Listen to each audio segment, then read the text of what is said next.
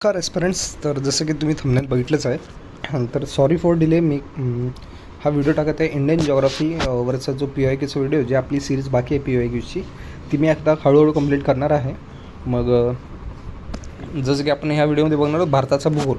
आता आपण महाराष्ट्राचा भूगोल पहिलंच कवर केला आहे. जर त्याची तुम्हाला लिंक पाहिजे तर मी खाली डिस्क्रिप्शनमध्ये टाकलेलं आहे, किंवा तुम्ही चॅनलवरती जाऊन बघू शकता. आणि PYQचे व्हिडिओ पहिले पण मी टाकलेले आहेत खूप सारे, ते पण आधी एकदा बघून घ्या.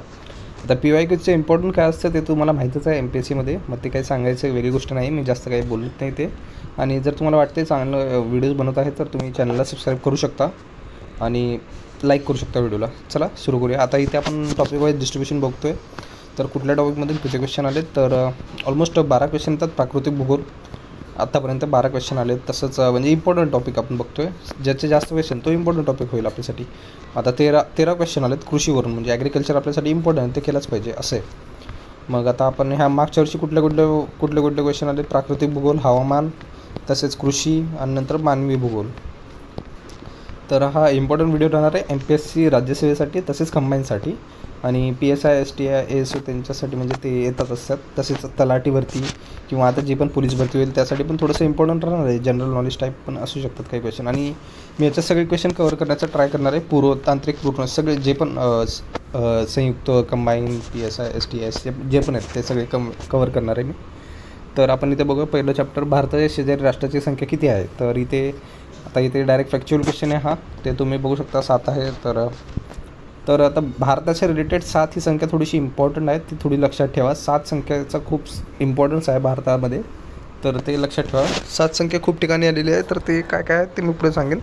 आता इथे बघून घ्या आपल्या भारताची सीमा कुठल्या देशाला लागून आहेत. आता इथे थोडंसं ऑड मॅन आउट काय आपण ऑप्शनमध्ये काय मिस करू शकतो, तर चीन, बांगलादेश, चीन, पाकिस्तान हे तर आपल्याला कंप्लीट माहीतच आहे. नेपाळ पण कन्फर्म माहीतच आहे.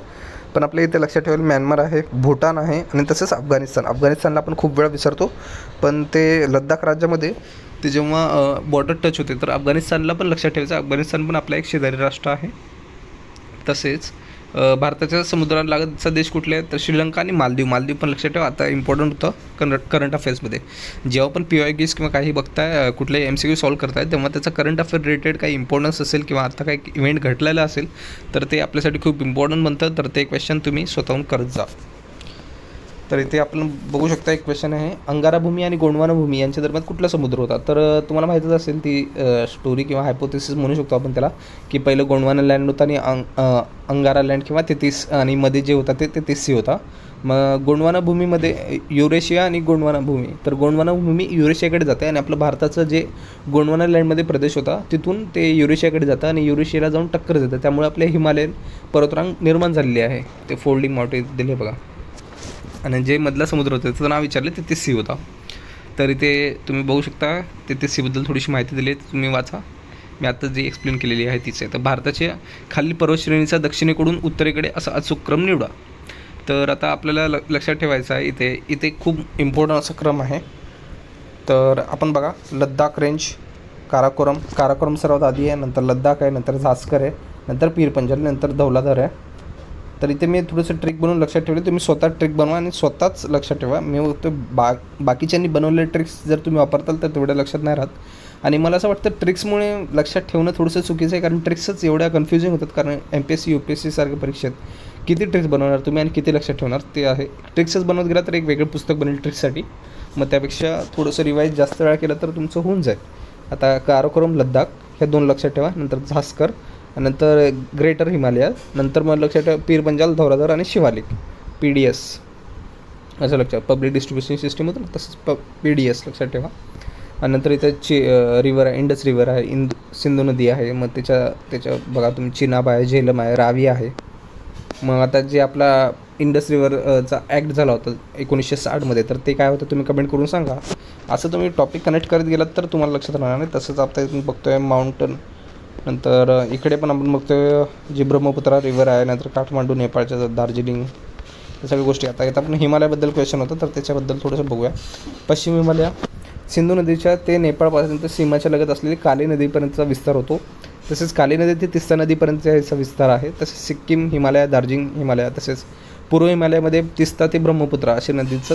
तर इथे आपल्याला लक्षात ठेवायचं आहे सिंधू ते काली नदी आणि काली नदी ते तिस्ता नदी ते ब्रह्मपुत्रा असं लक्षात ठेवायचं आहे. सिंधू ते काली, काली ते तिस्ता आणि तिस्ता ते ब्रह्मपुत्रा.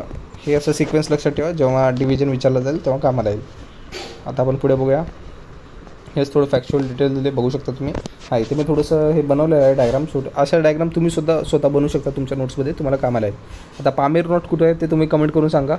हिंदू कोश रेंज ती डिवाईड होते, तसेच इथं कुन्लुन रेंज, तायशांग जी आपल्या चीनमध्ये जाते, तसेच सुलेमान रेंज आहे आणि काराकोरम रेंज आहे. हे थोडंसं लक्षात ठेवण्यासाठी इझी पडेल म्हणून इथे काढून ठेवलेलं आहे मी. आता इथे एक क्वेश्चन बघूया आपण. भारतातील सर्वात मोठा दिवस आणि सर्वात मोठा रात्र यांच्यातील फरक. दक्षिण भागातील कन्याकुमारीजवळ 45 मिनिट्स आहेत आणि उत्तर भारतात लेह लडाख जवळ 4 तासाचा आहे. बरोबर आहे का? त्यांनी कारण विचारलं आहे. तर पृथ्वीच्या तुम्हाला माहिती आहे आज कललेला आहे आणि जो सूर्यप्रकाश पडतो तर तेव्हा आपण बघायचं दक्षिण ध्रुवाकडून विषुववृत्ताकडे असं बघायचं आहे.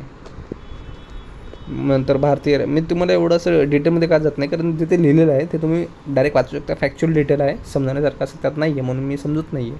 ज्या गोष्टी समजवण्याच्या आहेत मी त्या समजवत आहे. आणि ही PPT तुम्हाला रिवाईज करण्यासाठी खूप इम्पॉर्टंट आहे. त्यामुळे ही PPT तुम्हाला टेलिग्राम चॅनलवरती भेटणार आहे माझ्या, जिथे खूप जणांनी जॉईन केलेलं आहे. आणि तुम्हाला पण असे फ्री PDF जर पाहिजे असतील तर तुम्ही ते टेलिग्राम चॅनल जरूर जॉईन करा. त्याची लिंक माझ्या डिस्क्रिप्शन बॉक्समध्ये दिलेली आहे. तर आता पुढे बघूया. भारताचा रेखावृत्त आणि अक्षवृत्त हा तोंडपाठ पाहिजे दोन्हीमध्ये. UPSC MPSCमध्ये हे विचारलं जाऊ शकतं. UPSCमध्ये तेवढं नाही विचारलं, पण MPSC मुख्यतः विचारलं जातं. नंतर हिमालयाच्या उत्तरेला सिंधू आणि ब्रह्मपुत्रा नदीच्या खोऱ्याच्या पलीकडे स्थित असलेल्या पर्वतशृंखलेला काय म्हणतात? ट्रान्स हिमालय आन्सर दिलेला आहे इथे. मग ट्रान्स हिमालयाबद्दल थोडीशी डिटेल दिलेली आहे. K2 पर्वत तिथे आहे, second highest peak in the Indian territory बोललेलं आहे. नंतर आपले इथे काय काराकोरम रेंजेस आहेत, त्याला backbone of the high Asia. आणि नंतर तिबेट हिमालयन रेंजेस म्हणलेलं आहे, because most of the part of the ranges are lies in Tibet. पुढे बघूया. खालील दिलेल्या नकाशात काढलेली दाट थिक रेषा काय दर्शवते? आता बघा, ही जो नकाशा आहे त्यामध्ये एक रेषा दाखवलेली आहे. आता ही तुम्हाला माहिती आहे ह्या साईडला जे आहे आपलं महाराष्ट्र आहे, महाराष्ट्रामध्ये तुम्हाला माहिती आहे सह्याद्री पर्वतरांग आहे ही. आणि ही जी पुढे रांग जी पुढे चालली आहे ती वेस्टर्न घाट्स आहे. मग आता ही काय करते, आपलं पर्जन्यमान डिवाईड करते. म्हणजे उत्तर, आता जर तुम्ही बघितलात पूर्वेच्या साईडला गेलात तर थोडंसं पाऊस कमी होतो आणि पश्चिमेला खूप जास्त पाऊस आहे. मग हे पर्जन्यमान दर्शवणारी रेषा असं आपण म्हणू शकतो. तर पुढे बघा नद्या. आता हिमालयात उगम पावणाऱ्या नद्या कशी असतील, तिथे समुद्र आहे. मग तिथे समुद्र नाही, तिकडे बर्फ आहे. बर्फ वितळल्यामुळे तिकडे 12 महिने म्हणजे 12 महिने वाहणाऱ्या नद्या आहेत. तसेच बंगालच्या उपसागरावर मिळणाऱ्या नद्या आणि अरबी समुद्रावर मिळणाऱ्या नद्या अशा 2मध्ये डिवाईड केलेलं आहे त्यांना. तसेच द्वीपकल्पीय पट्टा म्हणजे डेक्कन प्लॅटोवरती वाहणाऱ्या नद्या पण तसंच डिवाईड केल्या आहे, पश्चिम वाहिनी, दक्षिण वाहिनी आणि पूर्व वाहिनी. तर पूर्व वाहिनी आणि उत्तर वाहिनी. तर पूर्व वाहिनी नद्या कुठल्या? गोदावरी, महानंदा, कृष्णा. आता गोदावरी नदी आपल्यासाठी खूप इम्पॉर्टंट होते, महाराष्ट्रातून वाहते. कृष्णा, कावेरी, पेन्नार. तसेच उत्तर वाहिनी नदी कुठल्या? चंबळ, बेटवा, केन. च ब लक्षात ठेवा, चंबळ, बेटवा, केन आणि शोन, सिंधी. आता ते ट्रिक बनवायला मला जास्त जमत नाही. जर तुम्हाला ट्रिक्स वगैरे माहीत असतील तर तुम्ही कमेंट करून सांगा, म्हणजे सर्वांनाच फायदा होईल. आणि त्या जर ट्रिक्स मला आवडल्या तर मी लगेच लाईक करून वगैरे पिन करून ठेवेल ते कमेंट्स. तर भारताच्या भूसीमा डॅश देशांना भेटतात. तुम्हाला म्हणलं 7 नंबर आपल्यासाठी खूप इम्पॉर्टंट आहे भारतासाठी. घ्या, आला आन्सर. पहिला पण विचारलेला क्वेश्चन म्हणजे तुम्ही बघा इथे डायरेक्ट क्वेश्चन रिपीट झाला आहे राज्यसेवा पूर्व 2016चा डायरेक्ट क्वेश्चन म्हणून. आणि हे जे फॅक्च्युअल डिटेल ते पण लक्षात ठेवा. आता 2 मार्क तुम्हाला एकदम मोठा असा कन्सेप्च्युअल क्वेश्चन सॉल्व्ह करून भेटणार आहेत. तेच 2 मार्क तुम्हाला असे फॅक्च्युअल डिटेल लक्षात ठेवून पण भेटणार आहेत. मग तुम्हाला जे सोपं पडते ते लक्षात ठेवा तुम्ही. तेच दिले. अफगाणिस्तानची बॉर्डर वगैरे मिळते. हे नकाशा एकदा बघून घ्या. पुढे आपण बघतोय प्राकृतिक भूगोल, जे इम्पॉर्टंट टॉपिक आहे. आता हा थोडासा कन्सेप्च्युअल नाही म्हणता येणार क्वेश्चन, पण थोडासा ट्रिकी क्वेश्चन होता जो विचारला होता 2023मध्ये, की नकाशामध्ये महाराष्ट्राचं पठार कुठल्या रंगाने दाखवलं जातं? तर पिवळ्या रंगाने. आता हे माहीतच नव्हतं, पहिले कधी आलं नव्हतं, म्हणजे आलं पण असेल पण एवढं बघण्यात येत नाही अशा गोष्टी. मग पर्वत तपकिरी रंगाचा दाखवला जातो, मैदान हिरव्या रंगाचा आणि पठार पिवळ्या रंगाचा असतो. तसेच मी ते माग काय केलं, बेट गुलाबी रंगाने दाखवतो. आपण कधी असं लक्षात नाही राहत, बेट आपण गुलाबी रंगाने दाखवतो आणि दीपकल्पी नारंगी रंगाने दाखवतो. तर लक्षात ठेवा ह्या गोष्टी. खालीपैकी कोणते विधानं भाबर मैदानासाठी बरोबर आहेत? तर भाबर, तराई, नागर हे काय असतं ते बघूया. आता उत्तर भारतीय मैदानी प्रदेश, उत्तरेकडील हिमालय पर्वत व दक्षिणेकडील द्वीपकल्प यांच्या दरम्यान उत्तरेकडील मैदान स्थित आहे. आणि सतलज, गंगा, ब्रह्मपुत्रा मैदान तसेच सिंधू, गंगा मैदान आणि किंवा उत्तरेकडील गाळाचं मैदान ह्या दोन्ही नावाने संबोधले जाते. बरोबर. तर गाळाचं निक्षेपणचं स्वरूप काय असतं, भाबर मैदान. हिमालयावरून वाहत येणाऱ्या नद्या या पायथ्याशी पंखाच्या आकाराचे मैदान तयार करतात, बरोबर. आता जी वरून जाड वगैरे माती वाहून येते त्याचं निक्षेपण होतं तिथे, त्याला भाबर म्हणतात. भाबर, भंगार आपण लक्षात ठेवू शकतो तसं. भाबर म्हणजे मोठमोठे दगड वगैरे असं बोलू शकतो. आणि तिथून ते तुमचा जो सच्छिद्र असणारे म्हणजे तिथून पाणी जाऊ शकतं असं खाली. पशुपालन मोठ्या प्रमाणात होतं. तराई काय असतं, भाबरच्या दक्षिणेकडे म्हणजे आणखी खाली मैदान लहान प्रवाह वाहत येतो. नद्याच्या प्रवाहात दलदली प्रदेश बनलेला असतो, याला तराई असे म्हणतात. आणि घनदाट वनाने वापरलेलं आहे. तर बांगर जे आहे ते उंचावरून येणाऱ्या प्रदेशाचे जुना गाळ जे म्हणजे खादरच्या आधीचा बोलू शकतो, त्याला बांगर बोलतात. आणि थोडंसं उत्पत्तीचं म्हणजे उपमातीच्या थरात चुनखडक आढळतं आणि त्या प्रदेशात कंकर प्रदेश असं सुद्धा म्हणतात. भागरला कंकर प्रदेश म्हणतात. आणि नंतर खादर प्रदेश म्हणजे जो सगळ्यात सुपीक असतो आणि तिथे खादर प्रदेश, नवीन गाळ तिथे तयार होते. आता इथे थोडेसे डायग्राम तुम्ही बघून घ्या, इम्पॉर्टंट डायग्राम आहे ही. तुम्ही तुमच्या नोट्समध्ये पण बनवू शकता, नाहीतर तुम्हाला नाही बनवायचं तर PPT वाचा एकदा. आता भांगर म्हणजे जुना गाळ, खादर म्हणजे नवीन गाळ, कलार म्हणजे ओडिसा, ओसाड, क्षारयुक्त, शुष्क उत्तर प्रदेशातील भाग, तर तराई म्हणजे भाबरमधील अदृश्य झालेला ओढा पुन्हा दिसतो. आता इथे वळ्यांवरती क्वेश्चन आहे, वळ्या. तर वळ्यांवरती क्वेश्चन तुम्हाला इथे कसं, आता हां इथे मला काय म्हणायचं आहे, तुम्ही जर क्वेश्चन फक्त मराठीत वाचते तर तसं नका करू, इंग्लिशमधून एकदा बघत जा. आता इथे काय दिलं आहे, एकमत वळी, एकनत वळ्या. आता इथे आपण मोनोक्लिनिक म्हणजे एका साईडने लंबवत असणारी, आयसोक्लिनर म्हणजे एक भुजा पण एक भुजा झुकलेली आहे. आता हे नाव तुम्हाला मराठीत थोडंसं क्लिक होईल, एकनत नंतर समनत. पण आता हे पुढचे नाव बघा, परिवलन, रिकॉम्बिनंट आणि प्रतिपरिवलन. आता हे थोडंसं कन्फ्युजिंग आहे, म्हणून जर तुम्ही इंग्लिशमध्ये वाचलं असतं तर तुम्हाला लवकर लक्षात आलं असतं. म्हणून मी म्हणतोय दोन्ही भाषेत क्वेश्चन बघत जावं. थोडंसं डाऊट वाटलं ना तर आपल्या आयोगाने तसं दिलेलंच आहे, मराठीत पण क्वेश्चन असतं, इंग्लिशमध्ये पण असतात. मग एकदा वाचून बघायचं. नंतर संवलन, परिवलन काय असतं ते वलीकरण काय असतं बघून घ्या एकदा. आता हे खूप मोठ्या कन्सेप्ट आहेत, समजवण्यासारखं बसलं तर खूप वेळ जाईल आणि या व्हिडिओमध्ये पुढचे क्वेश्चन कव्हर होणार नाही, म्हणून मी समजत नाही. नंतर खूप मोठ्या कन्सेप्ट आहेत. आता ब्लॉकचे मुवमेंट आहे ती कशी होते, नंतर कुठली वेव्ह जनरेट होतात त्यामुळे, नंतर ट्रान्सवर्स वेव्ह, नंतर तसेच लॉन्जिट्युडनल वेव्ह काय असतं. नंतर याच्यामध्ये तुम्हाला हे पण माहीत पाहिजे ब्लॉक माउंटेन कसे होतात, फोल्डिंग माउंटेन कसे तयार होतात, ह्या सगळ्या गोष्टी आहेत. मग तुम्हाला जर हे कन्सेप्च्युअल जर व्हिडिओ पाहिजे असेल तर तुम्ही मला कमेंट करू शकता इथे. पुढे आपण क्वेश्चन बघूया, हिमखंड आणि ठिकाण कुठले आहे, सियाचीन, रिमो, गंगोत्री, झेमू ह्यांचे ठिकाण विचारलेले आहेत. तर इथे तुम्ही बघू शकता, इथे दिलेले आहे काराकोरम रांगेत कुठले हिमनद्या आहेत. तर हिप्सर, सियाचीन, बुट्रा, रिमो, पासू, लोफडा, तसेच पीर पंजाबमध्ये पण दिलेलं आहे, कुमाऊमध्ये पण दिलेलं आहे. आता खाली बघूया, खालील नमूद केलेल्या भूप्रदेशातील कालखंडाचा काळ सर्वात जुना ते नवीन असं लावायचं आहे. आता एक टेबल आहे इकडे, कार्बोनिफेरस, कॅम्बिफेरस, ओरिकेन, नंतर सुमेरियन पिरियड, नंतर डेवोडियन पिरियड. आता तुम्हाला लक्षात राहील की नाही माहिती नाही, कारण हे थोडेसे वर्डच तसे आहेत की ते नाही लक्षात राहणार. मग तुम्हाला काय करायचं माहिती आहे का, याचे ट्रिक्स बनवायचे. मी तसंही म्हणत नाही ट्रिक्स बनवा वगैरे प्रत्येक गोष्टीसाठी, पण ह्या गोष्टी अशा आहेत की तुम्हाला बनवाच लागतील ह्या ट्रिक्स, आणि ट्रिक्स बनवून तुम्हाला लक्षात ठेवायचं आहे. ह्या ट्रिक्स तुम्ही स्वतः बनवा आणि स्वतः लक्षात ठेवा. जर तुम्हाला वाटतं आहे तर तुम्ही शेअर करू शकता ह्या ट्रिक्स. तर इथे पेलेझोईक एरा आहे, मेझोईक आणि नंतर सिनोईक. तर हे एरा पण लक्षात ठेवायचं आणि त्याचा कुठला कालखंड कुठलं निर्माण झालं आहे. आता सिनोझोईक, आता पेलेझोईक थोडंसं नवीन कालखंड येईल आपल्या इथे. आणि प्रिकॅम्बियम, काराकोरम पर्वतश्रेणी आणि पीरपंजाब पर्वतश्रेणी हे कोणती पर्वतश्रेणीमध्ये आढळतं.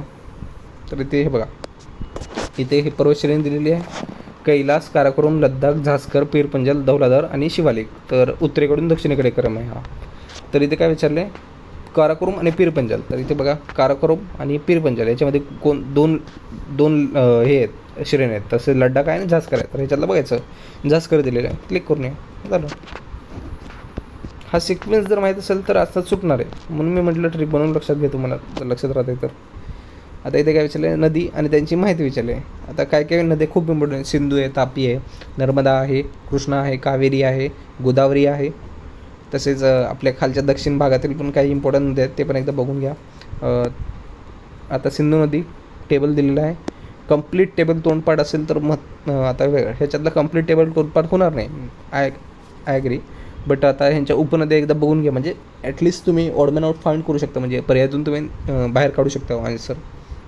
उगमस्थान मानस सरोवर सिंधू नदीचं, नंतर त्यांची सविस्तर माहिती. आता सविस्तर माहितीमध्ये जर तुम्हाला लांबी लक्षात राहते तर नका ठेवू, कारण प्रत्येक नदीची लांबी लक्षात नाही राहू शकत. मग तुम्ही थोडंसं क्रम लक्षात ठेवा त्यांचा, म्हणजे सर्वात मोठी नदी कुठली आहे, सर्वात लहान नदी कुठली आहे ती लक्षात ठेवा.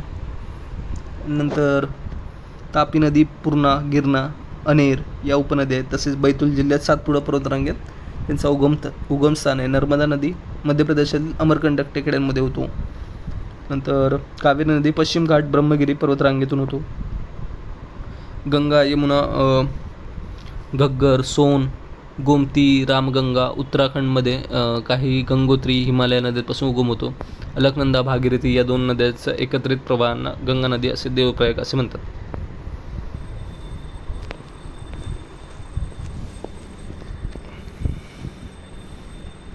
कोणत्या प्रदेशाची आहे, खालीलपैकी वैशिष्ट्ये कोणत्या प्रदेशाची आहे, तर जलवाहतुकीसाठी उपयोगी. आता हे सर्वात खूप सिंपल क्वेश्चन होता की किनारवर्ती प्रदेश त्याच्याबद्दल विचारलेलं आहे त्यांनी. तर पुढे बघूया आपण. नारळाचे उत्पादन कुठे होते, तर केरळ, कर्नाटक. मासेमारीचं अनुकूल गुजरात, तामिळनाडू, आंध्र प्रदेश या ठिकाणी होते. उत्तर भारतीय मैदान काय असतं, महाराष्ट्राच्या दक्षिण माथ्यापासून ते उत्तर भारतीय द्वीपकल्पाला उत्तर सीमेपर्यंत पसरलेला आहे. तसेच पश्चिम राजस्थान, पंजाब ते पूर्वेकडील आसामपर्यंत पसरलेला आहे. तर थोडं द्वीपकल्पाबद्दल माहिती दिलेली आहे. फॅक्च्युअल डिटेल्स आहेत, एकदा वाचून घ्या, नजरेखालून घाला. आणि हे तुम्ही एकदा बघितलेलंच आहे, कारण आता हा रिव्हिजन पिरियड चालू आहे आणि राज्यसेवेसाठी ऑलमोस्ट आपल्याकडे फक्त 20 ते 25 दिवस आहेत. मग त्या दिवसात हे तुम्हाला व्हिडिओ कवर करायचे आहेत आणि तुम्हाला हे डिटेल्स पण कवर करायचे आहेत. तर हे तुमचं रिव्हिजन लेक्चर आहे. पुढे बघूया आपण. शिखरांची उंची आणि त्यांचा अनुक्रमे लावा. आता सर्वात उंच कुठले आहेत, कांचनगंगा, नंतर नंदा पर्वत, नंतर नांदा देवी, नंतर गंगोत्री, बद्रीनाथ, कननब, कांचनगंगा, नंगा पर्वत, नंदा देवी, गंगोत्री, बद्रीनाथ. K2 कांचनगंगा, नंदा देवी, गौलाद्री. पुढे आहे भारताचा काय भूभाग उत्तर गोलार्धात असून भूभाग दक्षिण गोलार्धात सुद्धा आहे. आणि भारताचा दक्षिणोत्तर विस्तार सुमारे 7,500 किलोमीटरपेक्षा जास्त आहे. तर दोन्ही चूक आहेत हे. तर फॅक्च्युअल डिटेल आहेत इथे दिलेले आहे खाली आन्सरमध्ये. हां, आता हे महत्त्वाचं आहे. दोन्ही ईस्टर्न घाट्स आणि वेस्टर्न घाटला जोडणारी टेकडी कुठली आहे, तर निलगिरी टेकडी. निलगिरी जे आहेत घाट ते जोडलेलं आहे निलगिरी टेकडीने. आता हे कुठे दिले, NCERT मध्ये दिलेलं आहे हे. दोडा बेटा. पुढे बघूया. बिलगिरी डोंगररांग, पूर्व घाट आणि पश्चिम घाट यांच्यात जोड स्थानावरती बिलगिरी डोंगररांग आहे. भारतात जंगली हत्तीचं दुसऱ्या क्रमांकावरती वसतिस्थान म्हणून ओळखले जाते. इथे कंपॅरिझन दिले. पूर्व पर्वतरांग आणि पश्चिम पर्वतरांग. आणि इथे हे एक विचारले, हां, गारो, खासी, जयंत्या, बार्ली. आता हे तसंच UPSC मध्ये पण असंच विचारलेलं आहे क्वेश्चन आहे.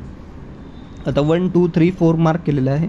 तर मोस्टली मुलं लक्षात ठेवतात गारो, खासी, जयंत्या हिल्स. आणि तिथे बार्ली एक लक्षात राहण्यासारखं आहे. तर हिमालय, पूर्व हिमालयात दाखवलेल्या पर्वतरांगेचा त्यांनी क्रम विचारलेला होता. तर गारो, खासी, जयंत्या थोडेसे इम्पॉर्टन्स आहेत, एकदा बघून घ्या.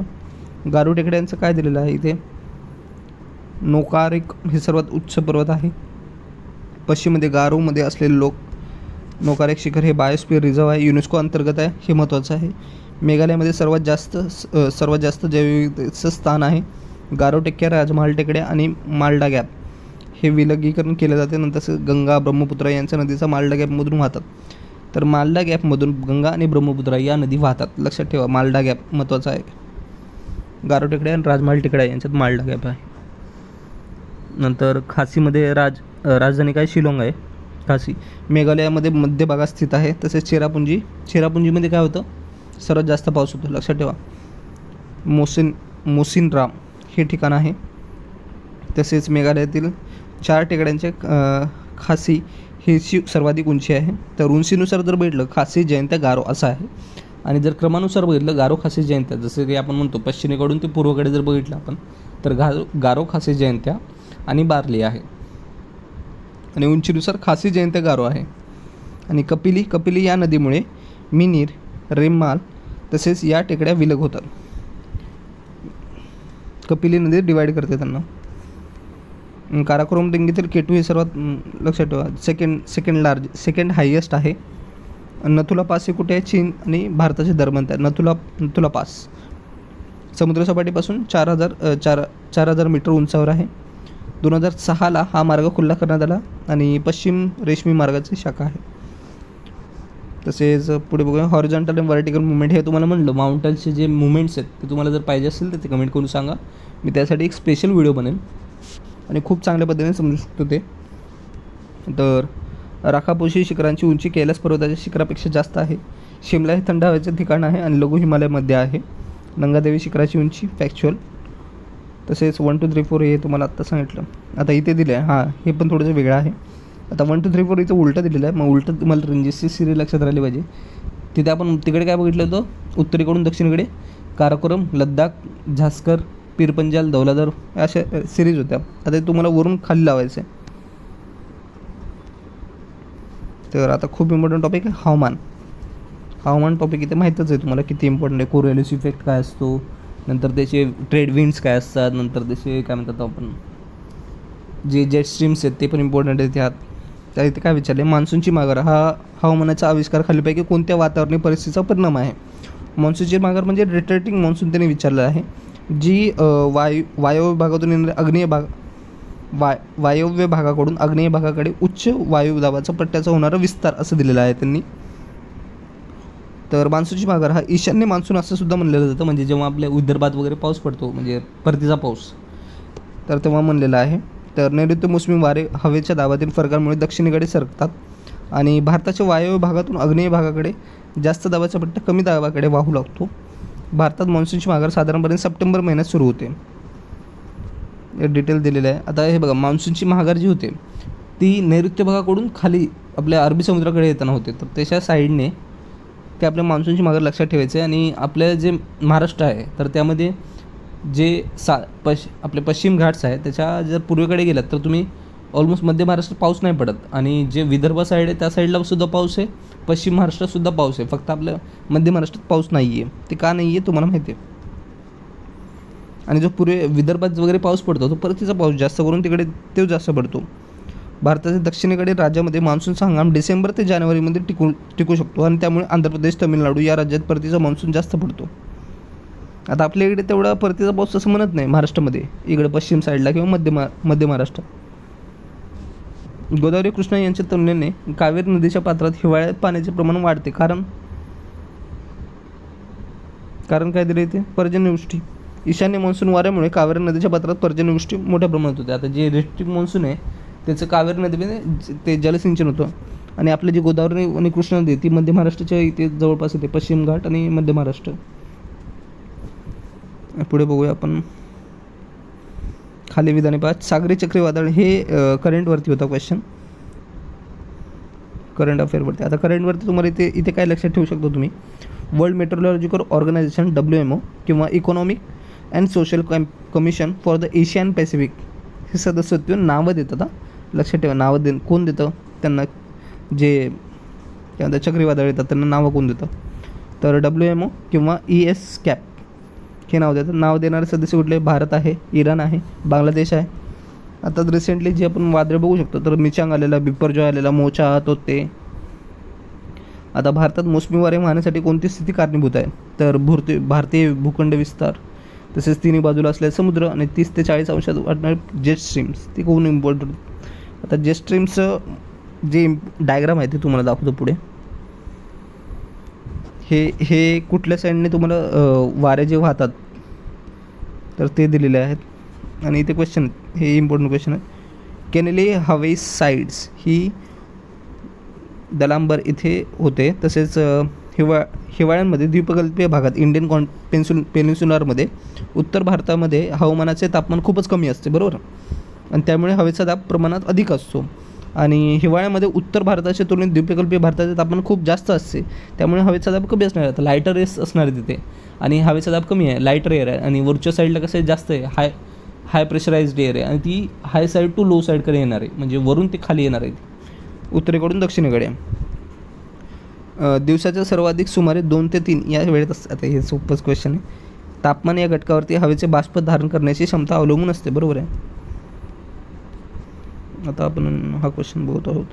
कुठले वाऱ्यांची दिशा विचारली आणि त्यांचं सिक्वेन्स विचारलेलं आहे. तर तुम्हाला कुठले कुठले माहिती पाहिजेत? वारे, ऋतुमोसमी वारे माहिती पाहिजेत, द प्लॅनेटरी विंड्स माहिती पाहिजे, ग्रही वारे माहिती पाहिजेत. एक मिनटं. तर जे वाऱ्यांची दिशा होते, ध्रुवी वारे कुठे वाहतात? तर ध्रुवाजवळती, म्हणजे जे पोलर विंड्स आहेत ते 60 to 70 डिग्रीमध्ये वाहतात आणि दोन्ही ध्रुवावरती म्हणजे उत्तर ध्रुव दक्षिण ध्रुव. ध्रुवी वारे काय असं पश्चिमेकडे वाहतात, पूर्वेकडून पश्चिमेकडे, आणि ईशान्य ध्रुवी वारे हे उत्तर गोलार्धात आणि आग्नेय ध्रुवी वारे हे दक्षिण गोलार्धात. लक्षात ठेवा, मेसोस्फिअरमधील ईशान्य ध्रुवी वारे कुठल्या गोलार्धात, आग्नेय ध्रुवी वारे कुठल्या गोलार्धात. खारे वारे, मतली वारे, स्थानिक वारे, त्यांना डॉक्टर विंड्स असे सुद्धा म्हटले जाते. मान्सून वाऱ्याबद्दल विचारले. भारतीय मान्सून वारे हे 30 ते 40 अंश उत्तराच्या पट्ट्याला जेट स्ट्रीम अस्तित्वामुळे कारणीभूत असतात. 30 ते 40 अंश खूप इम्पॉर्टंट आहे भारतासाठी, लक्षात ठेवा. ज्या गोष्टी म्हणतो मी इम्पॉर्टंट आहे त्या गोष्टी इम्पॉर्टंटच आहेत आणि त्या तुम्हाला लक्षात ठेवल्या तर तुमच्यासाठी चांगलं आहे.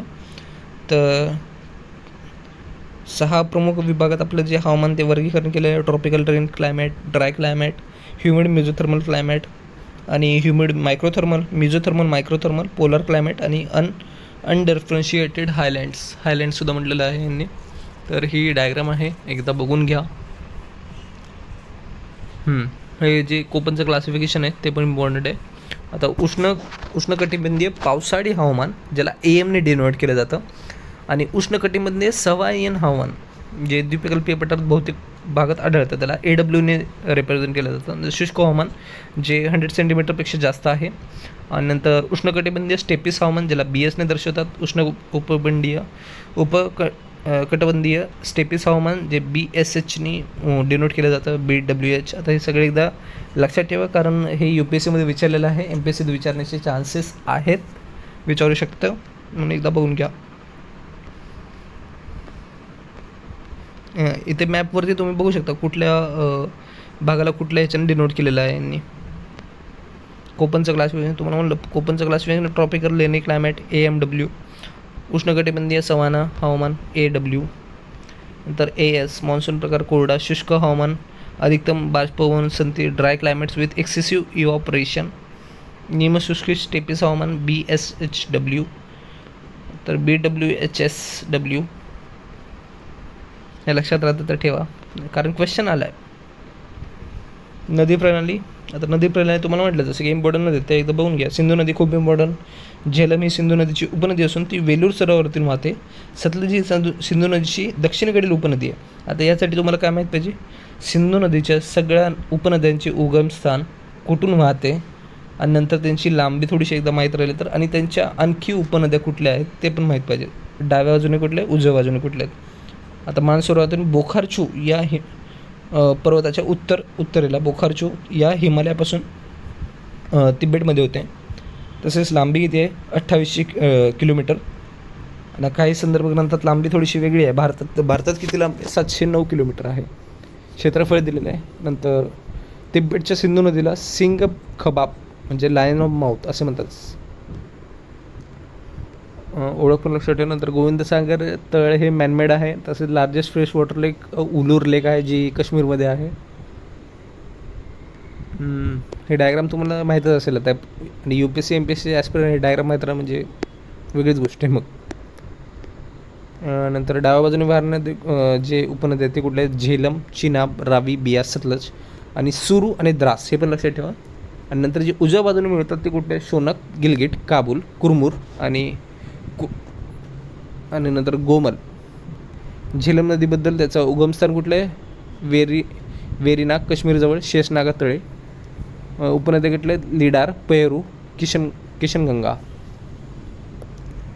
पीर पंजाबमधून वाहते. श्रीनगर झेलम नदीच्या किनाऱ्यावरती वसलेलं, लक्षात ठेवा श्रीनगर हे झेलम नदीच्या किनाऱ्यावरती. कोणी गेलं असेल श्रीनगरला तर त्याला चांगलं लक्षात असेल हे. पुढे आपण बघतो भारताची नद्या. आता नद्या आणि धबधबे पण इम्पॉर्टंट आहेत. आता कपिलधरा धबधबा, नर्मदा हे तुम्हाला माहीत असेल. नंतर शिवसमुद्र वगैरे वगैरे हे धबधब्याचे ना एक टेबलच आहे, बघा इथे दिलं आहे, मग एकदा बघून घ्या हा टेबल. आता नर्मदा कपिलधरा असं लक्षात राहू शकतं. श्रावती, जोग, गिरीसोप्पा पण म्हणू शकतो त्यांना आपण. कावेरी, शिवसमुद्र, घटप्रभा, गोकाक, हा टेबल तुम्ही तुमच्या वहीत किंवा हा PPT तुम्ही वाचताना मार्क करून ठेवा आणि दरवेळेस याचं रिव्हिजन करा, तरच लक्षात राहणार. चंबळमध्ये छोटिया आणि महानामध्ये किवटी, इंद्रावती चित्रकूट, नर्मदा यन्ना आणि चंबळ पुनासा. हिमालयन नद्या हे अनेक रांगा आणि शिवालिक टेकड्या पार करून पर्वतीय मैदानी प्रदेशात प्रवेश करतात. बरोबर आहे. प्राद्वीपीय नद्याच्या प्रस्तरभंगामुळे निर्माण झालेले खचदऱ्यातून वाहतात. बरोबर आहे का? दोन्ही बरोबर आणि कारण पण बरोबर दिलेलं आहे त्यांनी. तर द्वीपकल्पीय ड्रेनेज सिस्टम हिमालय नदीपेक्षा जुनी आहे. बरोबर आहे. नर्मदा आणि तापी नदी या द्वीपकल्पीय नद्या आहेत. भारतीय प्लेट, इंडियन प्लेट हे युरेशिया प्लेटवरती आढळते, जी गोंडवाना लँडपासून वेगळं झालं होतं.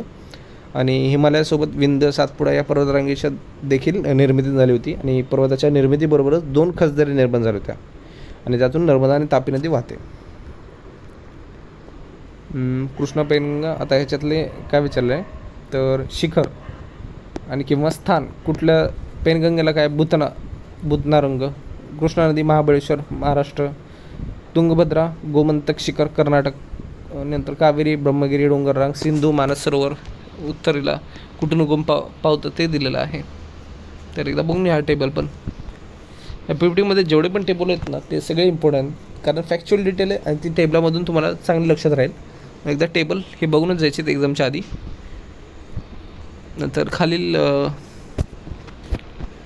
खालील वर्णावरून नदी ओळखायची तुम्हाला. तर इथे काय विचारलं आहे, पश्चिम नेपाळला हिला कर्णाली असे म्हणतात. शारदा, सरजू, रापी ही तिच्या उपनद्या आहेत. बिहारमधील छप्रा नदी गंगेला येऊन मिळते आणि हिचा उगम स्थान मानस सरोवरच्या दक्षिणेला गुरला मंथा येथे आहे. तर घागरा गोमती घागरा असेल. तर हे माहिती जर तुम्हाला डिटेल्स माहीत असेल तरच ही नदी ओळखता येईल, नाही तर नाही ओळखता येणार. पुढे आपण बघतोय हे मॅप्स दिलेले आहेत काही. काली नदी, आता जे तुम्हाला सांगतो मी, इथे जे नद्या दिलेल्या ते पण इम्पॉर्टंट आहेत. गंडक नदी इम्पॉर्टंट आहे, काली नदी, गोमंती नदी, घागरा नदी, या नद्यांचं सुद्धा तुम्हाला डिटेल माहीत पाहिजे. उगमस्थान, ॲटलिस्ट उगमस्थान आणि त्यांच्या थोड्याशा उपनद्या जर लक्षात राहिल्या तरी मोठी गोष्ट. आणि कुठल्या प्रदेशातून ते वाहतात ते पण एक महत्त्वाचं आहे. तर मी इथे काय बनवले, दिबांग, लोहित, तसे ब्रह्मपुत्रा. दिबांग नदी येते, नंतर दिहांग येते, लोहित, ह्या तिन्ही नद्या मिळून एक ब्रह्मपुत्रा नदी निर्माण होते. आपण असं मी बनवलेलं आहे तिकडे थोडंसं लक्षात राहण्यासाठी. पर्जन्यमान, आता भारताचं खालील वाक्य वाचायचं आहे आणि नंतर एल निनो म्हणजे काय, ला निनो म्हणजे काय. एल निनो म्हणजे ख्रिस्त असं नाव दिलेलं आहे, लहान ख्रिस्त. इक्वेडोर आणि पेरू यांच्या पश्चिम किनारपट्टीलगत एक प्रासंगिक कारणामुळे विकसित होणार उबदार जलप्रवाह एल निनोमध्ये आपल्या इथे पर्जन्यमान कमी होतं. हे ओशन करंट, ह्याच्यामुळे कन्सेप्ट खूप मस्त आहे आणि ही कन्सेप्ट मला खूप आवडते. ही कन्सेप्ट इझीच आहे तसं समजण्याला, आणि जर तुम्ही थेरोटिकली वाचलं तर ते थोडंसं डिफिकल्ट जाईल तुम्हाला. मग त्यामुळे यूट्यूबवरती तुम्ही जरी टाकलं तरी याचे व्हिडिओ भेटून जातील. एल निनो काय, लाल निनो काय, एकदा बघून घ्या. एकदा कन्सेप्ट क्लिअर झाले की काही तुम्हाला एवढं टफ नाही वाटणार. हे म्हणजे पेरूचा जो प्रवाह आहे, हंबोल्ट करंट, जे कोल्ड करंट आहे त्याच्यामुळे हे निर्माण होतं एल निनो. आणि नंतर काय होतं की आपल्या भारतात त्याचा प्रभाव पडतो. जे आपलं मॅदागास्कर हाय आहे तिथून जे वारे येणार होते ते अडले जातात आणि आपल्या भारतात जे मोसमी वारे आहेत ते कमी होतात, म्हणजे त्यांची तीव्रता कमी होते आणि त्याच्यामुळे पाऊस कमी पडतो एल निनोमुळे. ला निनो म्हणजे उलटं आहे, ह्याचे सर्वात उलटं. ला निनो म्हणजे लहान मुलगी, लिटल गर्ल, आणि एकदम उलटं परिस्थिती आहे ज्याच्यामध्ये इक्वेडोर, पेरू देशात पश्चिम किनारपट्टी प्रासंगिक कारणामुळे सागरी शीतल प्रवाह वाहतात. शीतला लक्षात ठेवा. आणि त्याच्यामुळे आपल्या इथे जास्त पाऊस पडतो. जिथे शीतल प्रवाह वाहतात तिथे जास्त पाऊस पडतो भारतात, आणि जिथे उष्ण प्रवाह वाहतो आणि तिथे त्याच्यामुळे आपल्या भारतात दुष्काळ पडतो, असं लक्षात ठेवा. नंतर हा उष्ण प्रवाह आहे. पॅसिफिक महासागरात पृष्ठभागावर तापमान वाढतो आणि भारताच्या पावसाचे प्रमाण घटते. ला निनो लहान मुलगी पृष्ठभागावर येते, थंड पाणी पृष्ठभागावर येते. ला निनोमुळे मान्सूनची वारे प्रबळ करते आणि ला निनोच्या काळात व्यापारी वारे कमकुवत होतात आणि उष्ण पाणी महासागरातून पूर्वेकडे वाहते. एवढंच हवामानामध्ये हे एल निनो, ला निनो खूप मोठा टॉपिक आहे, तो तुम्ही जरूर कळवा. नंतर खालील खडक निर्मिती बहिर अग्निजन्य खडक, अंतर अग्निजन्य खडक, जलजन्य खडक. आता बहिर अग्निजन्य खडक म्हणजे शिलारस बाहेर येतो, म्हणजे आपलं जे व्हॉल्केनो इरप्शन झाल्यानंतर जो लावा बाहेर येणार आहे आणि तो थंड होणार आहे, त्याच्यामुळे जी खडक निर्मिती होणार आहे ती बहिर निर्मित आहे. आणि अंतर्निर्मित म्हणजे जो शिलारस आहे तो बदल्यामध्येच डोंगराच्या आतमध्येच थंड होणार आहे, त्याला अंतर्निर्मित खडक, अग्निजन्य खडक असं म्हणतात. डाईक आहे जे अर्थक्रस्टवरती असलेले खंडांना भेगा पडून शिलारस ते संचन होते. म्हणजे आता एक खड्डा पडलेला आहे आणि त्यामध्ये तुमचं शिलारस जर गेलं, म्हणजे लावा जर त्यामध्ये डिपॉझिट झाला आणि त्यानंतर थंड झाला काही कारणास्तव, तर त्याच्यामुळे जे बनणार आहे ते डाईक असं म्हटलं जातं त्याला. आणि नंतर इथे खाली बघूया रूपांतरित खडक म्हणजे मेटामॉर्फिक खडक. आता जे पहिले खडक होतं त्याचं रूपांतर होऊन वेदरिंग वगैरे कंडिशनमुळे त्याच्यामुळे रूपांतर झाल्यामुळे हे दुय्यम प्रकारचे खडक आहे. रूपांतरित खडकामध्ये उदाहरण काय? ग्राफाईट, संगमनेर, स्लेट इत्यादी. आता पुढे आपण बघूया भारतातील कोळशाचे पट्टे गोंडवाना कालखंडात निर्माण झालेले आहेत आणि उच्च प्रतीतून कमी प्रतीकडे मॅग्नाईट, हेमेटाईट, लेमेटाईट आणि सिडेराईट. मॅग्नाईट, हेमेटाईट, लिमोनाईट, सिडोराईट ह्याच्यापासून लोह खनिजाची निर्मिती होते आणि यांचं जे प्रमाण आहे ते खाली कमी होत जाणार. म्हणजे सिडराईटमध्ये सर्वात कमी असणारे, मॅग्नेटाईटमध्ये सर्वात जास्त आहे असं आहे. दगडी कोळसा जेव्हा निळा असतो तेव्हा त्यामध्ये दगडी. आता तांब्याचा गुण आहे की जिथे कुठे पण असेल तर हिरवा वगैरे निळा कलर, हे थोडंसं गुण आहे त्याचा. जिथे दडलेला आहे तर निळा दिसणार आहे. ग्रॅनाईट हा आम्लधर्मी म्हणजे ॲसिडिक आहे आणि बेसॉल्ट बेसिक आहे,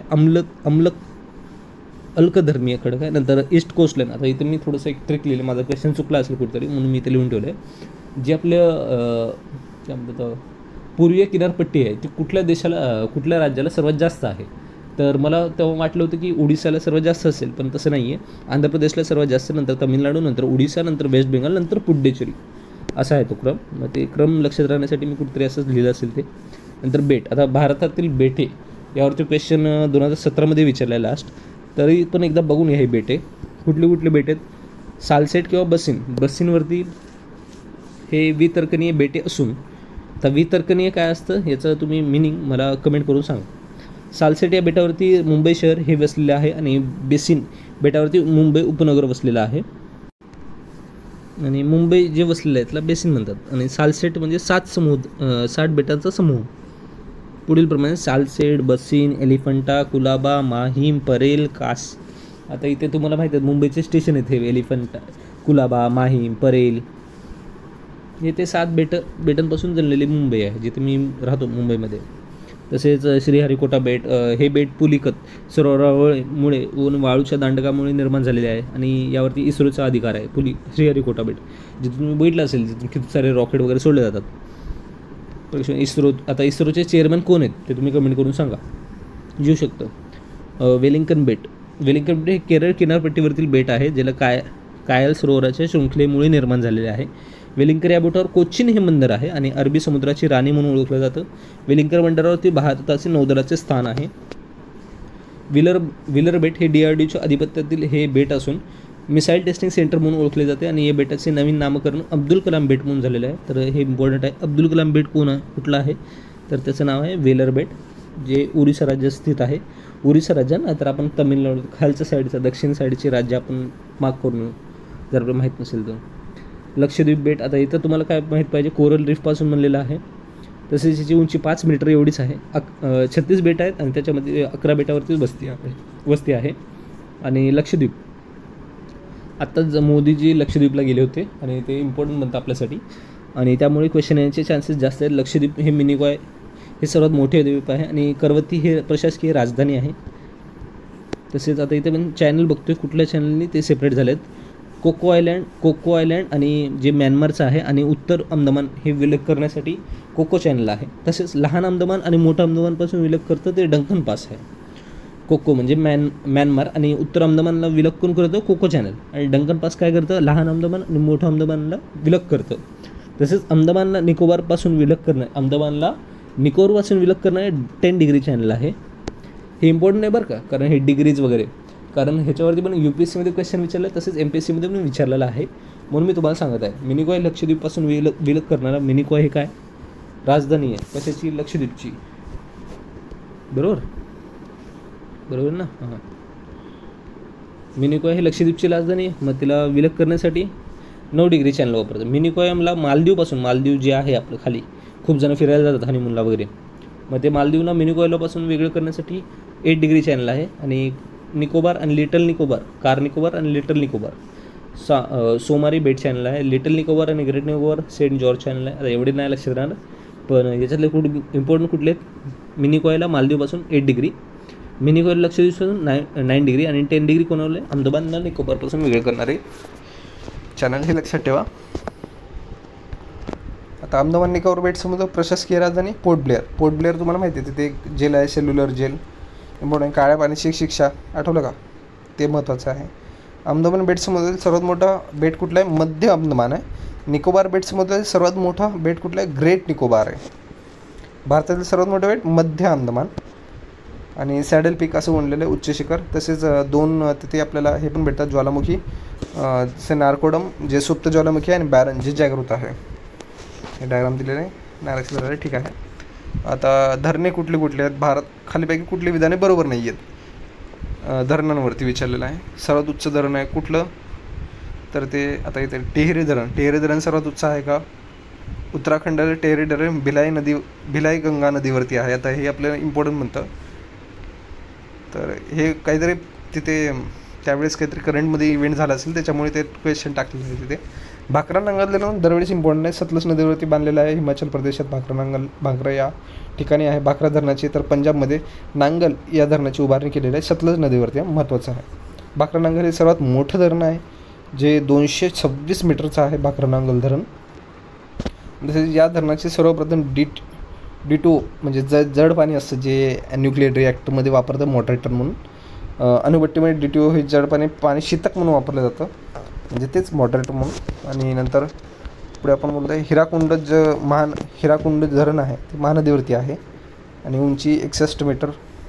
ॲक्च्युअल डिटेल्स बघून घ्या एकदा. कॅटल आयलँड असं म्हणतं इंग्रजी टोकाला.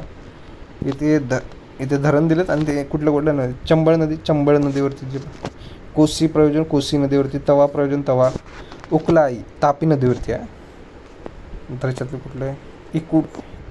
इडुकी पेरियार. हां, हे एकदा क्वेश्चनमध्ये आलेलं. कोयना महाराष्ट्र सांगू शकतो. जायकवाडी गोदावरी. हे आता महाराष्ट्रात राहतात त्यांना तर कन्फर्म माहिती आहे ते काय. जायकवाडी गोदावरी. श्रावती नदीवरती. आता रेल्वे दळणवळण हा थोडासा नाही केला टॉपिक तरी चालेल. आणि आता कसं जे नवीन जे घडलेल्या घटना आहेत, म्हणजे वंदे भारत जे सुरू केले त्याच्यावरती आलं तर क्वेश्चन येऊ शकतो, नाहीतर असं तरी क्वेश्चन येणार नाही रेल्वेवरती. खालील शहरांचा कोणत्या समूहाचा सुवर्ण चतुर्भुज या राष्ट्रीय मार्गाने जोडलेला आहे? सुवर्ण चतुर्भुज कुठला आहे? दिल्ली, मुंबई आणि नंतर खाली कोलकाता आणि वर आग्रा असं जोडलेलं आहे चतुर्भुज नॅशनल हायवेने. तर हे एकदा लक्षात राहायचं ठेवा. आणि पर्यटन स्थान. आता पर्यटन स्थान हे पण नाही येणार तुम्हाला याच्यातले पण क्वेश्चन, म्हणजे एक्झामला नाही विचारण्याची शक्यता कमी आहे. आता इथे काय विचारले? 13 जे ज्योतिर्लिंग आहेत त्यातील 12 ज्योतिर्लिंगाचे ठिकाण आहे आणि एक ठिकाणी नाही येते. तर असं कुठलं स्थान आहे? तर ते विचारलं. थोडंसं डिफिकल्ट क्वेश्चन, डिफिकल्ट नाही म्हणता येणार पण रेअर चान्सेस आहेत की विचारले जाऊ शकतात. महाराष्ट्रात कुठले ते एकदा बघून घ्या. महाराष्ट्रामध्ये परळी वैजनाथ, नाशिक त्र्यंबकेश्वर, इथे सगळेजण जाऊ आले महाराष्ट्रातील तर जे ज्योतिर्लिंग आहेत तिथे. तसेच आणखी एक आहे भीमाशंकर अभयारण्य पण आहे तिथे. नंतर इथे काय दिलेलं आहे? या 12 ज्योतिर्लिंगापैकी 5 ज्योतिर्लिंग महाराष्ट्रात आहेत, जे परळी वैजनाथ, भीमाशंकर, त्र्यंबकेश्वर, औंढानाथ, हिंगोली, घृणेश्वर जे वेरूळ जिल्ह्यात आहे औरंगाबादमध्ये. आणि गंगा नदीच्या मैदानात भारताचे -% लोक सामावून घेतलेले आहेत, 23% लोक. नंतर गंगा नदीची लांबी, उपनद्या जे आपण केल्या होत्या. आणि खालीपैकी पर्यावरण धबधबा विचारलेला आहे. धबधबाचा तुम्हाला टेबल मी पहिलेच दिलेला आहे, तो टेबल तो सेमच टेबल, हा वेगळं का नाही आहे. इंदोरी शहर भारतीय शासनाच्या स्वच्छ क्रमवारीत सलग 3 वेळा स्वच्छ शहर म्हणून निवड झाली. आता पण त्याची निवड झाली. नंतर आपल्या महाराष्ट्रात ठाणे शहर पण थोडंसं स्वच्छ शहरमध्ये यादीत आहे. आणि 2019मध्ये भारतातील देशांतर्गत उत्पन्नातील पर्यटनाचा वाटा 9% होता. कामाख्या मंदिर तुम्हाला माहिती आहे, तिथे थोडंसं काय म्हणतात ब्लॅक मॅजिक वगैरे टाईप मी काय पॉडकास्टमध्ये ऐकलं होतं, असं मी काही गेलो नाही तिकडे. पण कामाख्या मंदिरचं आसाममध्ये आहे विचारलं आहे, 2009मध्ये विचारले काहीतरी असेल त्यावेळेस करंट इव्हेंट त्याच्यामुळे विचारलं असेल. कृषी. खालीपैकी कोणत्या मृदेत लोह आणि बॉक्साईड या खनिजाचे प्रमाण अधिक आढळते? जांभी मृदा. आत्ता 23मध्ये विचारलेलं लक्षात ठेवा, म्हणजे हा इम्पॉर्टंट क्वेश्चन आहे मृदेवरचा. रेगूर मृदा काय, जांभी मृदा काय? तर म्हणजे सगळ्याच मृदा एकदा बघून घ्या. जांभी मृदा ही लॅटराईट प्रकारची मृदा मोडण्यात येते. तसेच कोरड ऋतूमध्ये सर्वात जास्त पर्जन्याच्या प्रदेशात जांभी मृदा आढळते. तसेच सिलिका औक्षलन आणि मृदेचे लोह, ॲल्युमिनियम असे मोठ्या प्रमाणात राहते. तसेच कोकण, रत्नागिरी, सिंधुदुर्ग आणि कोल्हापूरच्या काही भागात, गडचिरोली, पूर्वच्या या ठिकाणी कुठे कुठे आले तर ते पण लक्षात ठेवायचे. कुठले घटक आहेत ते आणि कुठले आपण पीक घेऊ शकतो त्या मृदेत हे लक्षात ठेवायचं आहे. कुठलीही जेव्हा मृदा करणार आहे त्यामध्ये कुठले घटक लक्षात ठेवायचे, स्थान, त्याचे केमिकल कंपोजिशन आणि कुठले आपण त्यात पीक घेऊ शकतो ते लक्षात ठेवायचं आहे. आणि इथे काय डिटेल दिली, ही मृदा ओलावा टिकवू शकत नाही, जांभी मृदा. सिंचनाच्या दृष्टीने ही मृदा अयोग्य आहे, लक्षात ठेवा. रेगूर मृदा, काळी मृदा, जी लावा मृदा सुद्धा म्हणतात, महाराष्ट्रावरती 90% बेसोल्ट खडकापासून तयार झालेला आहे. आणि बेसोल्ट खडक हा अग्निजन्य खडक आहे. म्हणजे 29 वेळात जे पण ज्वालामुखीचा उद्रेक झालेला होता त्यावेळेस आणि त्याच्यामुळे जे पण लावारस आला आणि त्याच्यापासून आपली जे अग्निजन्य खडकाची निर्मिती झाली आणि त्याच्यापासून जी रेगूर मृदा किंवा काळी मृदा आहे ती निर्माण झालेली आहे आणि ती पूर्ण महाराष्ट्रावरती पसरलेली आहे. कोकण प्रदेश तसे पूर्व विदर्भ ओळखता संपूर्ण महाराष्ट्रावरती काळी मृदा आहे. मृदेत चुनखडकाचे प्रमाण अधिक असल्यामुळे ओलावा टिकवण्याची क्षमता अधिक असते आणि त्यामुळे अतिसिंचनामुळे ही मृदा दलदली बनते. बरोबर. ओलावा टिकून धरण्याची क्षमता अधिक असल्याने काही काळ पर्जन्य खंड पडला तरी कपास पिकासाठी उत्तमरित्या कामाला येते. तर कापूस पीक तुमच्या इथे खूप घेत पण असेल खूप जणांच्या घरी. तापी नदीच्या खोऱ्यात आणि मृदेत सर्वात जास्त जाडी ही 6 मीटरपर्यंत आहे. रेगूर मृदा ही टेनिफेरस मॅग्नाईट या घटकामुळे काळा रंग प्राप्त होतो. येऊ शकतं, एकदा आलं तर येऊ शकतं. महाराष्ट्रात 3/4 काळी मृदा पसरलेली आहे. त्यास आता ही कुठली मृदा आहे, तांबी मृदा अतिप्राचीन आर्कियन, विंद आणि कार्ड्या प्रकारच्या खडकापासून निर्मित झालेली आहे. तसेच लोहाच्या संयुगाचे प्रमाण जास्त असते आणि त्यामुळे मृदेचा पलास, पुरण, कॅल्शियम, सेंद्रिय द्रव्याचे प्रमाण अधिक असते आणि पाण्याचा निचरा चांगला होतो. तसेच ही मृदा आम्लधर्मी असून पोटॅशियम मुबलक प्रमाणात आढळते. आणि हे सगळे डिटेल्स आहेत, तुम्ही एकदा वाचून घ्या. आदिवासी शेती करण्यासाठी वापरल्या जाणारे या पद्धतीने नैसर्गिक ते माहिती ना तुम्हाला, त्यानंतर स्लॅश अँड बर्न ॲग्रिकल्चर ते दिले. तोळ आणि जाळा ह्या परिणामामुळे वातावरणाचे आता कुठे फॉलो केलं जातं ते लक्षात ठेवा. स्लॅश अँड बर्न ॲग्रिकल्चर सगळ्यांना माहिती आहे, बट कुठे फॉलो केलं जातं ते आता तुम्हाला ऑडमॅन विचारू शकतं. उत्तराखंड, लडाख, हिमाचल प्रदेश आणि जम्मू काश्मीर या ठिकाणी दिसून येते. मृदेत ऱ्हास होण्यापासून वाचवण्यासाठी पायऱ्यांची शेती प्रचलित आहे. वनशेती काय असते ते दिलेलं आहे. नंतर उदरनिर्वाहाची शेती म्हणजे नॉर्मल बिझनेस. पश्चिम हिमालय प्रदेशात फळबागा विकसित झालेल्या आहेत कारण तिथे पाऊस वगैरे चांगला आहे, त्याच्यामुळे ते दिलेलं आहे ना काहीतरी. स्तंभ, मृदेचा प्रकार आणि पीक, ते तुम्हाला म्हणा पीक लक्षात ठेवायचे, कुठले पीक आपण घेऊ शकतो कुठल्या प्रकारात. आता इथे बघा बेसिक सेन्स आहे. पर्वतीय मृदामध्ये तुम्ही काजू घेणार आहेत का? नाही. काजू आपण कुठे घेतो? जे कोकण साईड आहे त्या साईडला. आणि कोकण साईडला मी कुठली मृदा म्हणली होती? जांभी मृदा. डायरेक्ट क्लिक होतो क्वेश्चन. वाळवंटी मृदामध्ये तुम्ही सफरचंद घेणार आहेत का?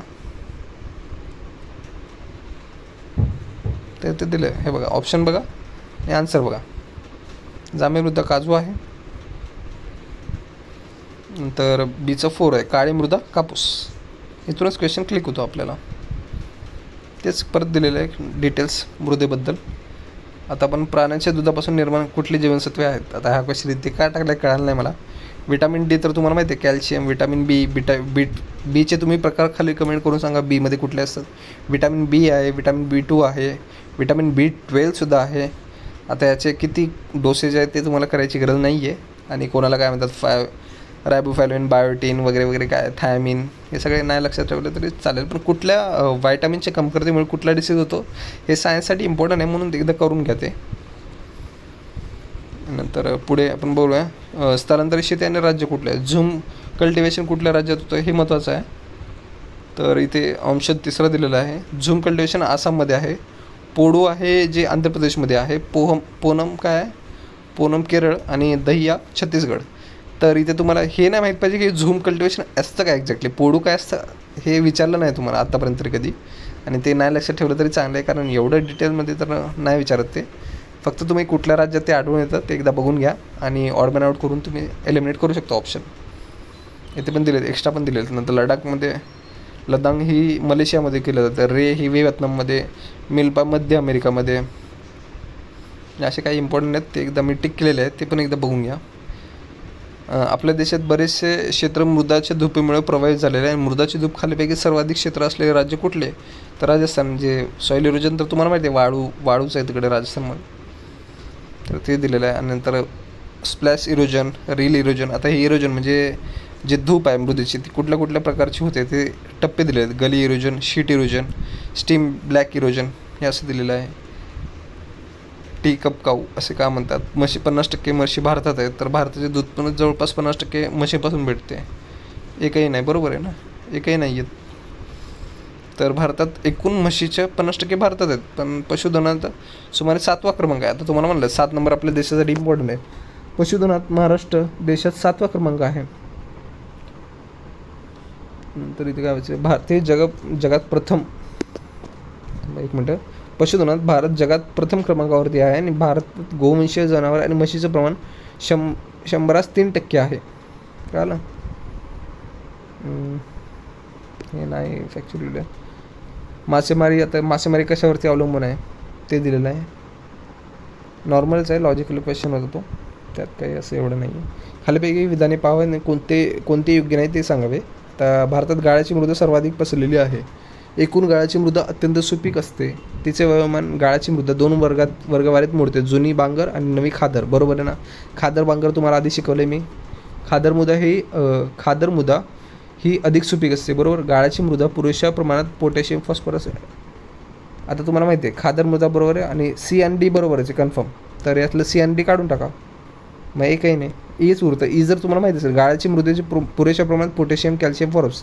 आता गाळाची मृदा म्हटले म्हणजे इरोजन, निक्षेपण म्हणतात, सेडिमेंटेशन झाले. मग सेडिमेंटेशनमध्ये तुम्हाला माहिती आहे पोटॅशियम, फॉस्फरस हे तर राहणारच आहे तिथे. मग ई पण ऑप्शन एलिमिनेट होतो. मग ऑप्शन उठतो काय, एकही नाही, संपला विषय, एलिमिनेशन करायचं. खादरमध्ये हे दिले, कंपॅरिझन दिले, ते एकदा पाहून घ्या.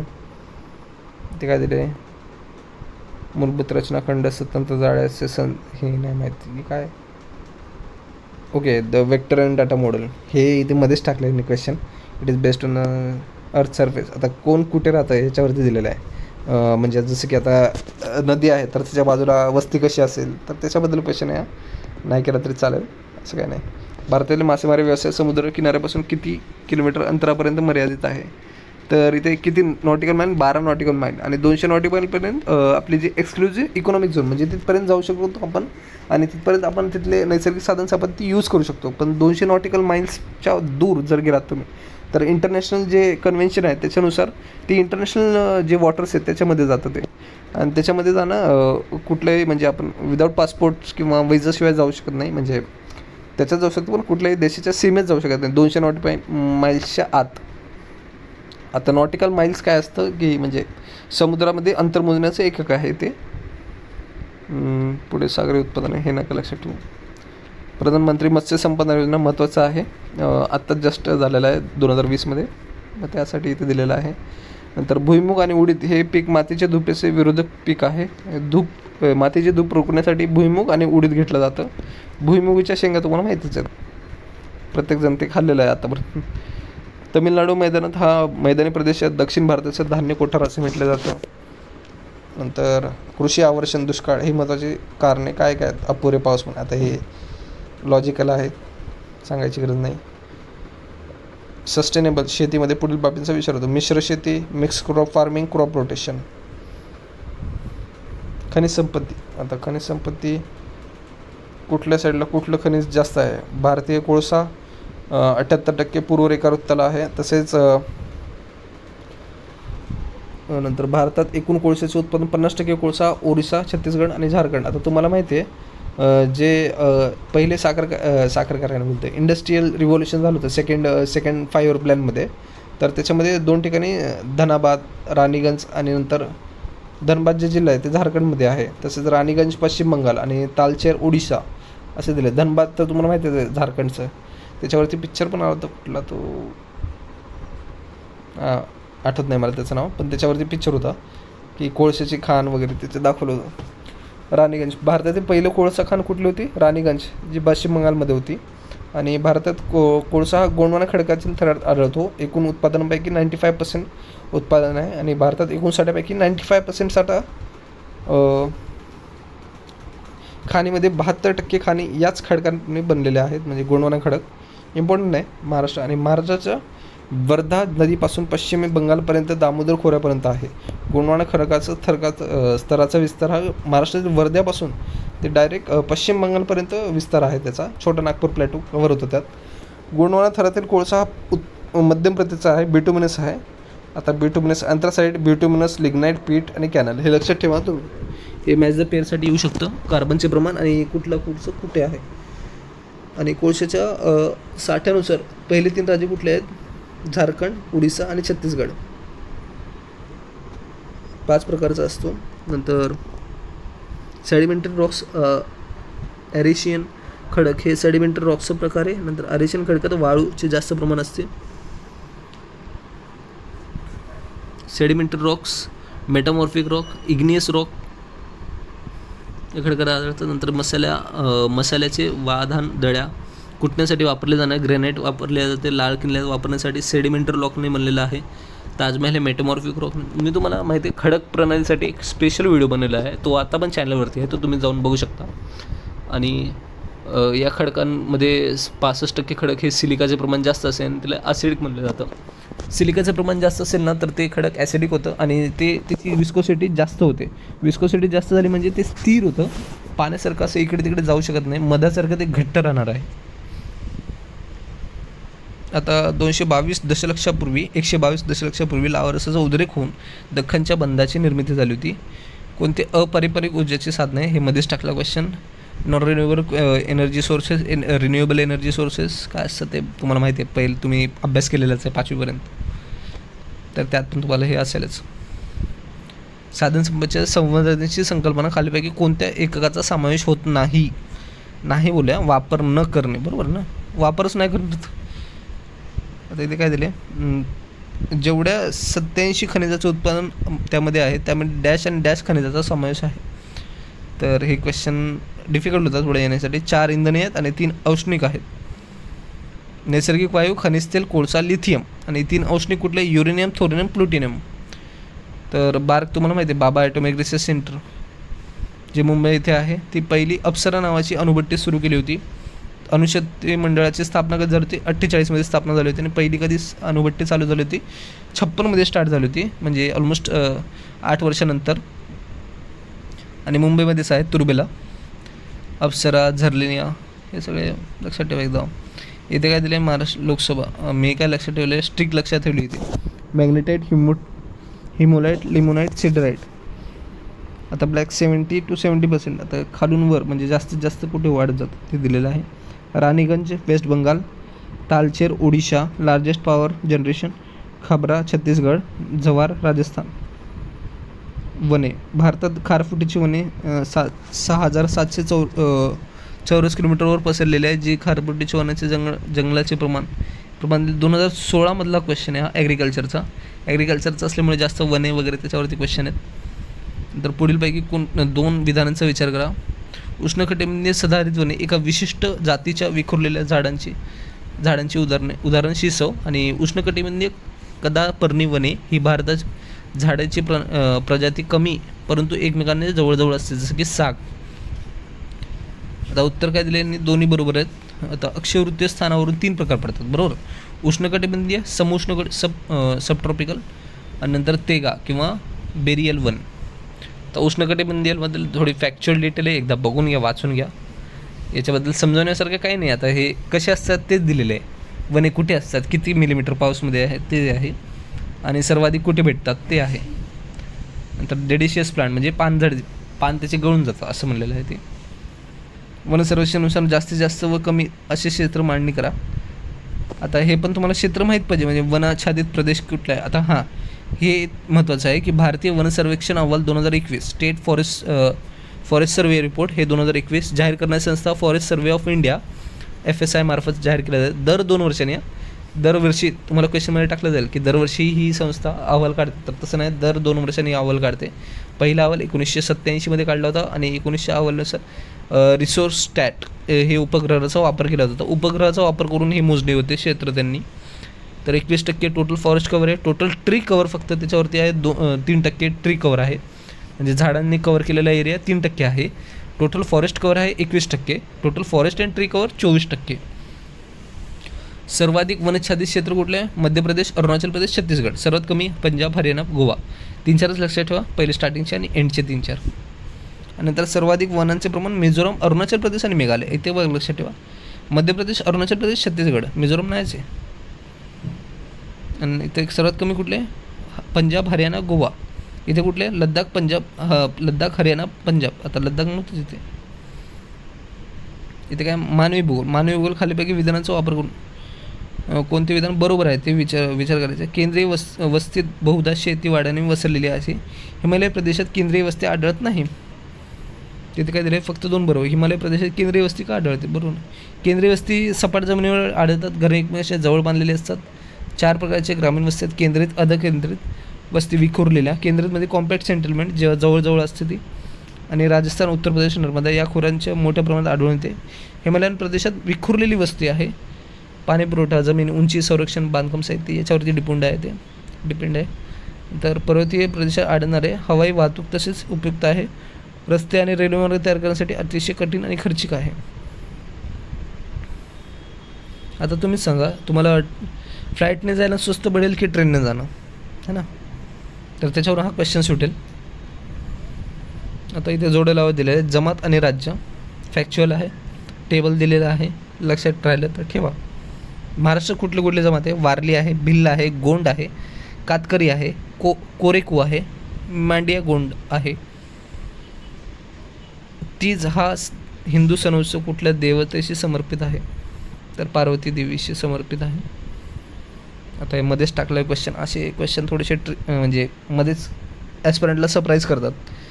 MPSCचा पॅटर्नच आहे की मध्येच सरप्राईज करायचं त्यांना. खालपैकी कुठल्या वस्त्यांचे वितरण हे पातळीद्वारा निश्चित केले होईल? रोहिलखंड. वस्तीचं वितरण हे पूर पातळीवरती निश्चित होईल. रोहिलखंडमध्ये काय आहे? तिथं नदी आहेत ना, फ्लड प्लेन्स आहेत ते. आता गंगेच्या ऊर्ध्व मध्य प्रदेश आहे. आता गंगेमध्ये जर पूर आला तर ते प्रदेश तिथे वाहून जाणार आहे, म्हणून ते आधीच विचार करून तसं करतात. स्थान विस्तार नदीवर भूरष्टा, पाणी आणि सूर्यप्रकाश या खडकावरती मानवी वस्ती अवलंबून आहे. बरोबर आहे. विखुरलेली वस्ती. तमिळनाडू मैदान हे मैदान. दक्षिण भारताचे कोठार, धान्याचं कोठार हे पहिलं पण विचारलेलं आहे क्वेश्चन. धार्मिक विधी करण्यासाठी वस्त्या. स्त्री मुलांना सुरक्षा देण्याकरता, अन्य जमातीपासून आक्रमण संरक्षण करण्यासाठी. सामाजिक आणि आर्थिक. आता उद्योगधंद्याची निश्चिती करण्यासाठी. आता थोडंसं ट्रिकी आहे इथे. अल्फ्रेड वेगनरने खालीपैकी कुठल्या आता हे इकॉनॉमिक्समध्ये पण येऊ शकतं अल्फ्रेड वेगनरचा सिद्धांत. तर तुम्हाला कुठलाही धंदा टाकायचा तर ते त्याआधी तुम्हाला सर्वात पहिलं काय माहीत पाहिजे तिथलं, म्हणजे काय इम्पॉर्टंट आहे तुमच्यासाठी. तर इथे त्यांनी हे दिले अल्फ्रेड वेगनरने की त्यांचा वाहतुकीचा खर्च कमी झाला पाहिजे. उद्योगधंद्याचं स्थान निश्चितीसाठी वाहतुकीचा खर्च कमी झाला पाहिजे असं दिलेलं आहे. पण इथे दुसऱ्या ऑप्शनमध्ये काय दिले? बाजारपेठेची सुगमता दिलेली आहे. कच्च्या मालावरती खर्चाचे योगदान योग्यत्व असले पाहिजे आणि मजुराचे मूल्याचे योगदान महत्त्वाचे आहे. तर ह्याच्यामध्ये थोडं कन्फ्युजन होतं आणि 4th ऑप्शन त्याने दिलेला आहे, मग तेच मार्क करावं लागेल. कारण अल्फ्रेड वेगनरचं विचारलं आहे, तुमच्यासाठी नाही विचारलं, तुमच्यानुसार काय आहे तर ते नाही विचारलं त्याने. अल्फ्रेड वेगनरने काय म्हणलं ते सिद्धांतानुसार विचारलं आहे. मग त्याच्यामुळे ऑप्शन 4. जर्मन शास्त्रज्ञ होता, अर्थशास्त्रज्ञ होता. कमी वाहतुकीचे खर्च तो दिले होते. वाहतूक खर्च, श्रम खर्च आणि एकत्रित खर्च या 3 महत्त्वाच्या घटकांचा विचार केला जातो. पण मोस्ट ॲक्युरेट 4 होतं, त्याच्यामुळे 4th ऑप्शन. खनिज तेलाच्या उत्पन्न संदर्भात विधाने. नुनमती हे तेल शुद्धीकरण कारखाना रोमियाच्या मदतीने उभारला आहे. याच्याबद्दल डिटेल दिलेलं आहे, एकदा बघून घ्या.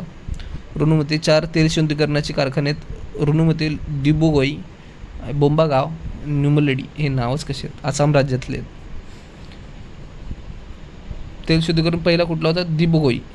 आशियातील पहिला होता तेल शुद्धीकरण कारखाना. आसाम ऑइल कॉर्पोरेट लिमिटेड यांनी स्थापन केला होता. नुमती हे शुद्धीकरणाचा कारखाना 62मध्ये इंडियन ऑइल कंपनीने स्थापन केला होता. नुनमती ही सार्वजनिक क्षेत्रातील पहिली तेल शुद्धीकरण कारखाना असून तो रोमिया देशाच्या मदतीने स्थापन करण्यात आला होता. कोयाली ही तेल शुद्ध गुजरातमध्ये होता. अंकलेश्वर अशुद्ध तेलाचा पुरवठा केला जातो. बघ एकदाच क्वेश्चन आलं आहे, लक्षात आलेलं तर ठीक आहे. पुढचा क्वेश्चन आपण बघतोय. चहा रिलेटेड क्वेश्चन आहे. कुठल्या पानाचा चहा चांगला असतात हे बघून घ्या. तुम्ही चहाचे पानं बघत बसा. चुटका, जेतापूर, मिठी विर्दी आणि कोळदा आणि क्षमता. आता क्षमता विचारली, हे एकदम फॅक्च्युअल क्वेश्चन आहे. तर कुठल्या ऊर्जा प्रकल्पातून किती ऊर्जा निर्माण होते ते तुम्हाला माहीत पाहिजे इथे. 2014मध्ये विचारलेलं क्वेश्चन आहे.